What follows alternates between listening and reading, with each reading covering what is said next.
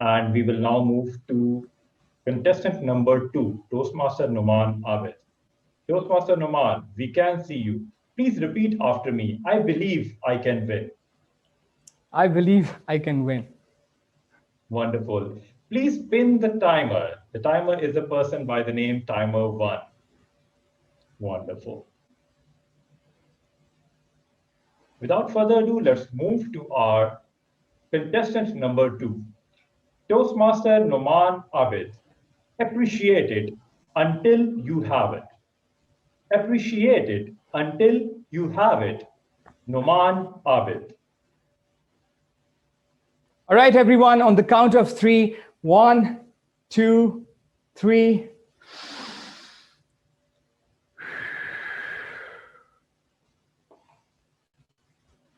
Congratulations. Congratulations because you're all alive. Congratulations because you're all breathing.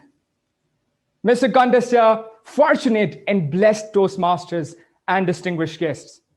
Have you ever taken a moment, looked around, and cherished the blessings that you have? Because we often don't see what is in front of us until we lose it. Would you agree with me? Because I remember that when I was in school time, it was very fun time, right?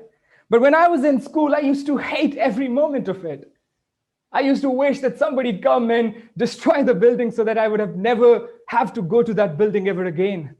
My mother used to wake me up early in the morning and I had list of excuses to not go to school. One day, Mom, my stomach is hurting. I think I cannot go to school. And one day, Mom, my teachers beat me and I think I cannot go to school. Believe me, they have never touched me ever. But I always wished that this time ends and I can finally enter into the college time. And ladies and gentlemen, it happened. School time ended and I finally entered into the college time. But to my surprise, it was completely different than I expected. The tension of pre-engineering and pre-medical and ICOM was real. And the burden of board exams frustrated me.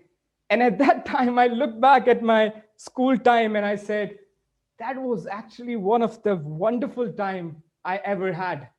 I was such a carefree person. And now I was feeling miserable and I was waiting that when I will enter into university life, the life which, we all fantasize, it's universal. So finally it happened and I entered into university life.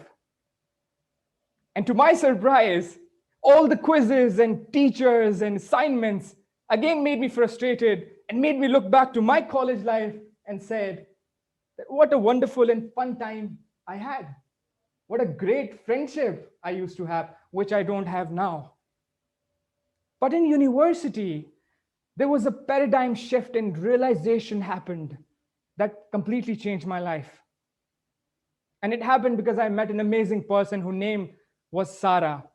Sarah became one of my best friends. Her little sparkling eyes were filled with passion, and her curly hair were always free, just like her soul. Sarah was full of adventure. She always wanted to go out and live her life at fullest. But her mother was always concerned about her, always texting her, Sarah, where are you? What are you doing? When will you be back home? I remember Sarah used to tell me that, Noman, I am a free bird and my mother wants to cage me. She didn't like the act of her mother.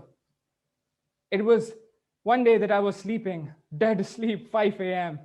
Probably was dreaming about fairies or flying above the buildings, that I got a phone call. I looked at the phone and I saw Sarah's name on it. I picked up the phone and I was waiting that I could bash her that she interrupted my sleep, but she went on and said, Noman, you are my best friend, right?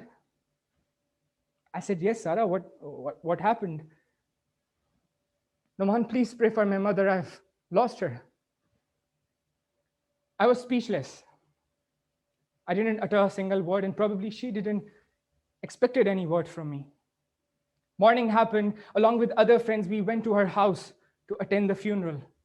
I became a close friend. I entered to his house, and there were females sitting gathered around the coffin and mourning on the death. And there Sarah is, right beside the coffin, cuddling it like a little scared deer who wanted to go back into her past and change certain things, but she knew she cannot.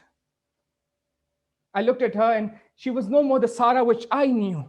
The passion in her eyes was gone and the curls were messier than ever before. Few people came and they took the coffin in order to take it to the graveyard, and everybody started mourning louder, and Sarah screamed at the top of her voice and said, "Please don't take my mom. I want to tell her that I love her. I want to tell her that she is the most beautiful woman I've ever seen. I want to tell her that she's the best cook in the whole world. Please don't take my mom." But it was too late for Sarah. It reminded me of a very strong quotation that I've read somewhere, that we often don't appreciate things until we have it. The time makes us appreciate those things when we had them. My dear friends, we are often waiting for some perfect time to come in order to cherish the blessings that we have, as simple as breath. Parents are waiting for their kids to do some amazing work in order to appreciate them.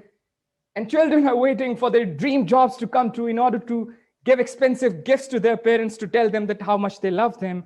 The spouses are waiting for some occasions to tell each other that how much they love each other. But my question to you is, how are you so sure that you are going to make it to that time? Are your blessings or the people around you are going to make it to that time? Because life is so uncertain. We don't know even about the next second. Ladies and gentlemen, from today onwards, whenever the sun rises and morning happens, and you take your first conscious breath, you look around, you take a moment, and you cherish the blessings that you have. Don't take it as another day in your life. It is a life given to you in that particular day. And for God's sake, appreciate it until you have it. Over to the contest here.